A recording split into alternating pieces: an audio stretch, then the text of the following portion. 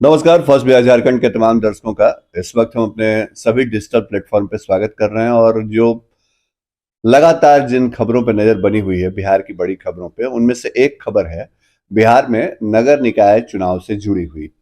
First Bihar लगातार आपको update लेकर के आता रहा है, दिखाता रहा है कि नगर निकाय चुनाव को लेकर के सुप्रीम कोर्ट में क्या हो रहा है, हाई कोर्ट में क्या हो रहा है और दरअसल सरकार या राज्य निर्वाचन आयोग किस तरह आगे बढ़ रहे हैं इस पूरे मसले पर।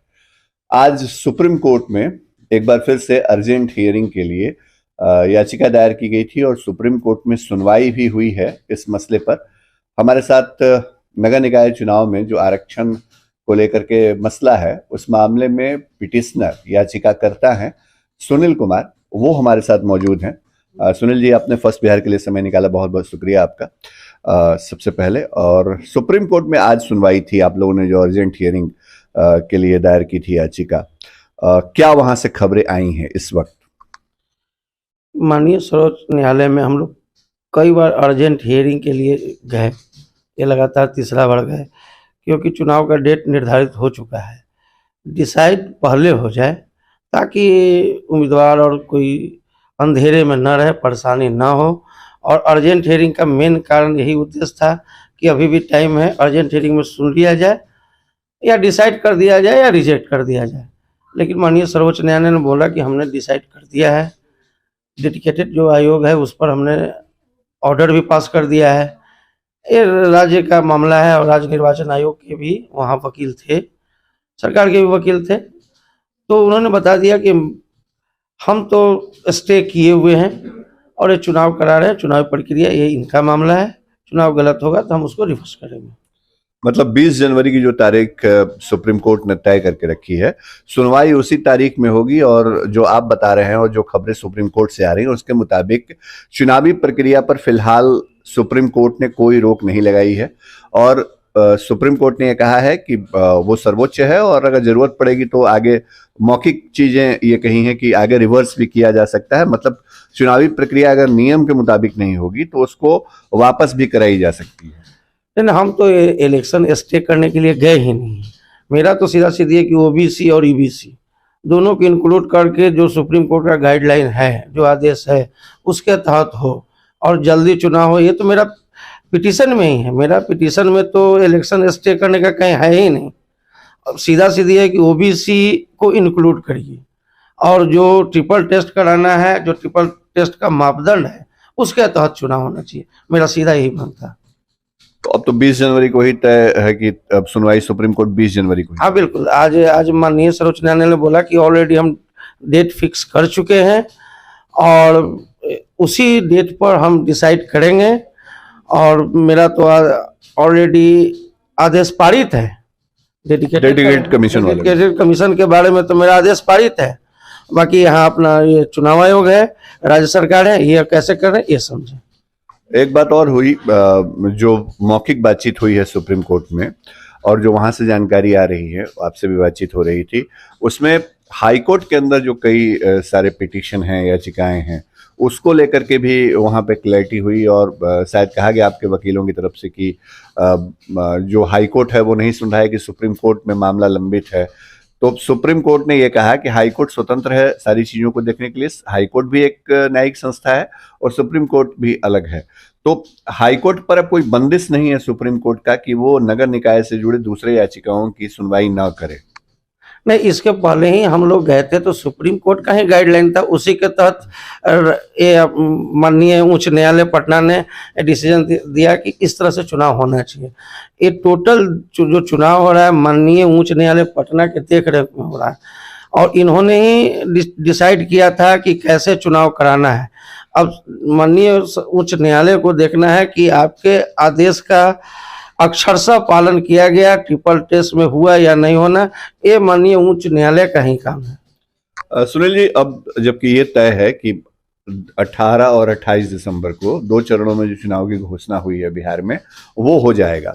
जिस रिपोर्ट को आप लोग सही नहीं मान रहे हैं, उसको लेकर के आपने पुनर्विचार याचिका लगाई या बाकी चीजें हैं। अगर डेडिकेटेड कमीशन को लेकर के सुप्रीम कोर्ट ने पहले ही आदेश जारी किया है, जिसका जिक्र आज भी किया है मौखिक बातचीत में, सुप्रीम कोर्ट ने मौखिक जो आप लोगों के वकीलों ने रखा, आपके वकीलों ने, तो ये बड़ी अजीबोगरीब स्थिति नहीं हो जाएगी कि बिहार में 30 दिसंबर तक चुनावी प्रक्रिया पूरी कर ली जाए और 20 जनवरी को अगर सुप्रीम कोर्ट रिवर्स कर देता है सारी चीजों को, तो फिर क्या होगा?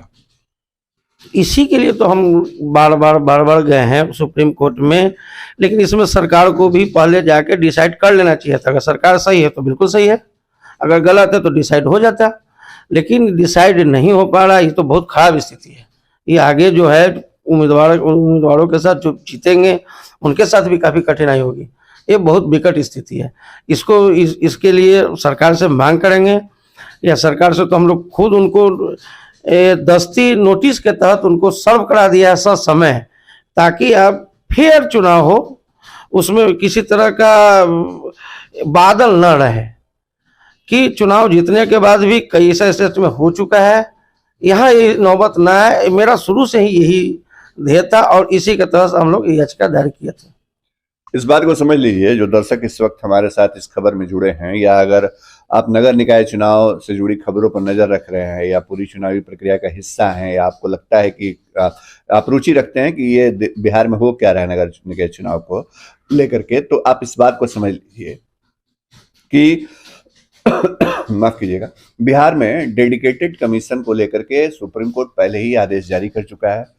इस बात को समझ लीजिए कि सुप्रीम कोर्ट ने डेडिकेटेड कमीशन को लेकर के जो आदेश जारी किया है, अगर 20 जनवरी को चुनावी प्रक्रिया खत्म होने के बाद अगर रिवर्स कर देती है पूरी प्रक्रिया को सुप्रीम कोर्ट, अगर ऐसा होता है, हमको नहीं पता कि सुप्रीम कोर्ट में आगे क्या होगा, लेकिन जो आज सुनील जी के वकीलों ने बात रखी और जो बातें सुप्रीम कोर्ट से सामने आई हैं, अगर वो बातें होती हैं तो सुनील जी ये बड़ी मुश्किल हो जाएगी बिहार में लोगों के लिए। ये एक हकीकत है जिसको अभी समझ लेना चाहिए।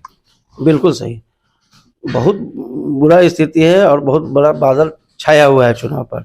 चुनाव तो मान लीजिए हो जाता है, लेकिन सरकार को भी तो चाहिए था कि कम से कम पहले निर्णय आने से पहले कम से कम ये क्लियर कट हो जाता, एकदम ट्रांसपेरेंट हो जाता कि हाँ कहीं कोई आयोग के बनाए हुए या आयोग के प्रक्रिया में कहीं कोई गलत नहीं है, ओबीसी ईबीसी को इंक्लूड किया है नहीं किया है, ये सारा बात अगर सामने आ जाता है तो ये नौबत आगे ये बादल नहीं रहता, आगे ये नौबत नहीं आता, किसी तरह का किसी पर कोई संशय नहीं रहता।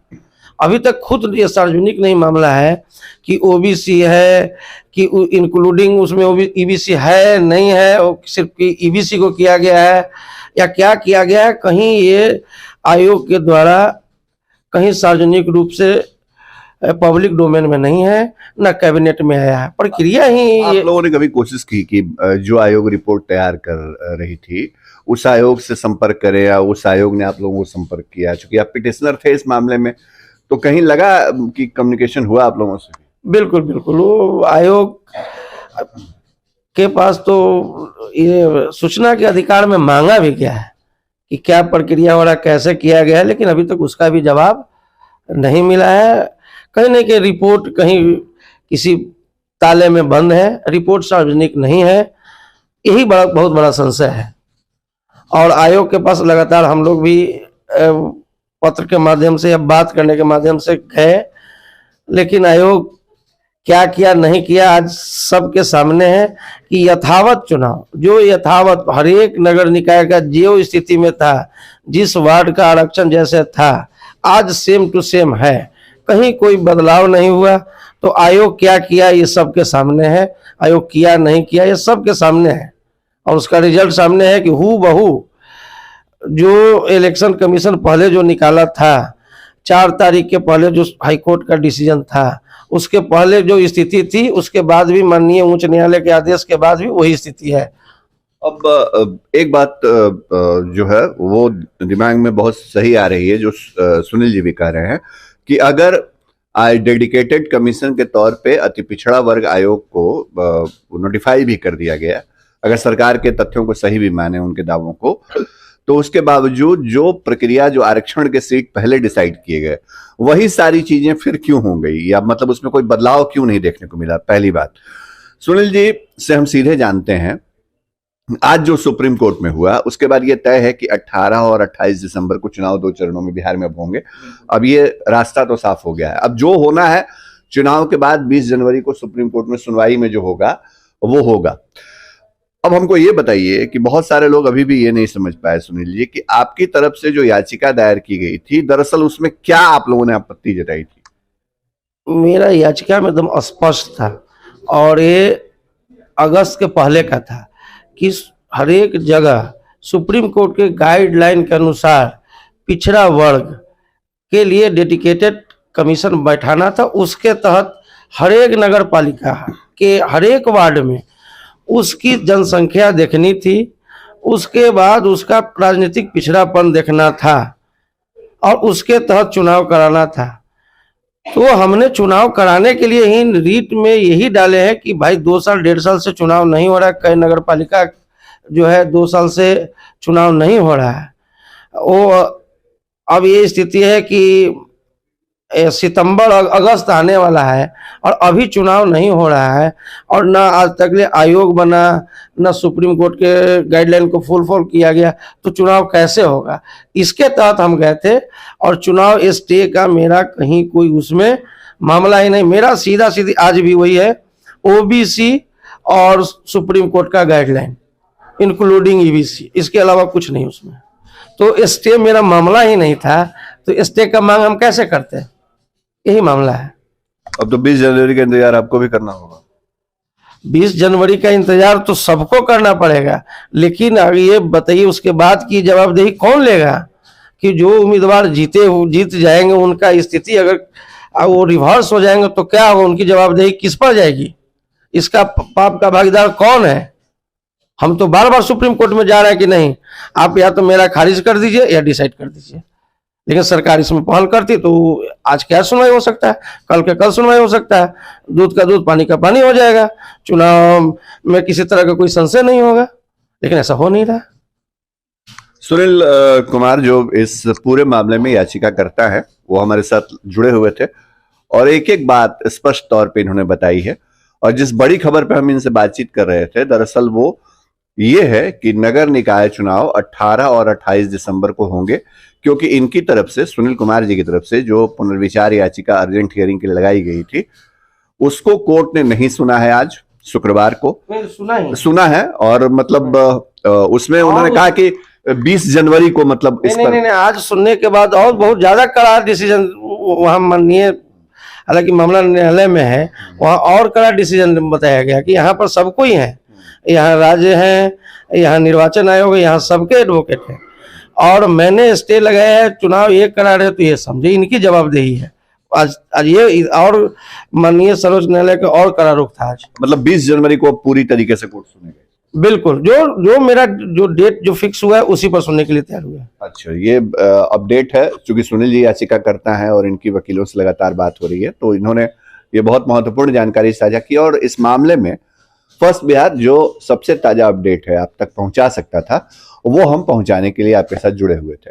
अगर कोई और अपडेट आता है इस बीच चुनावी प्रक्रिया के बीच में तो वो भी बताएंगे, और चुनाव के बाद 20 जनवरी की तारीख पर तो हमारी नजर रहेगी। अब तमाम दर्शकों का बहुत बहुत शुक्रिया। सुनील जी आपका भी शुक्रिया हमारे साथ जुड़ने के लिए। फर्स्ट बिहार देखते रहिए ताजा तरीन अपडेट के लिए। नमस्कार।